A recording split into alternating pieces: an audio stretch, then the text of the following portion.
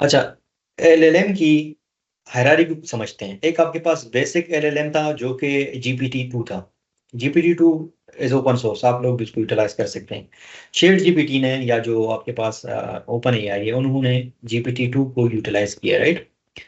तो वो जो मॉडल है वो आपके पास सिर्फ टेक्स्ट बेस्ड है, लेकिन जो एडवांस लार्ज लैंग्वेज मॉडल्स हैं उनमें आपके पास ये जो कॉन्टेक्स्ट है ये डिफरेंट हो सकता है।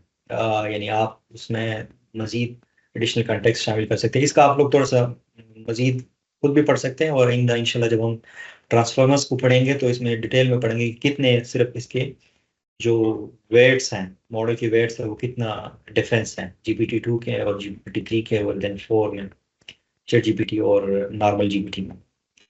एग्जाम्पल्स आपके पास एलएलएम की, एक चैट जीपीटी मैंने इधर जिक्र किया है, इसके अलावा गूगल का मैंने जिक्र किया काम, लेकिन इसके अलावा भी बहुत ज़्यादा है। हर कोई जो है ना अपना एक लार्ज लैंग्वेज मॉडल्स बनाता है।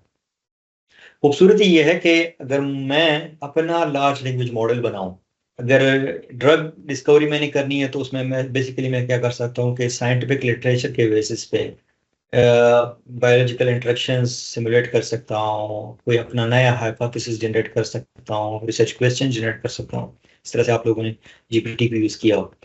मैथमेटिक्स अगर एग्जांपल करें तो आप कोई भी कॉम्प्लेक्स प्रॉब्लम सॉल्व कर सकते हैं, जैसे डिफरेंशियल इक्वेशंस और पीडीएज, ये सारे आप सॉल्व कर सकते हैं, और नए इक्वेशंस आप जनरेट कर सकते हैं, और नए एल्गोरिथम्स, नए थ्योरम वगैरह जनरेट कर सकते हैं, और वो भी ह्यूमन नेटिव लैंग्वेज में।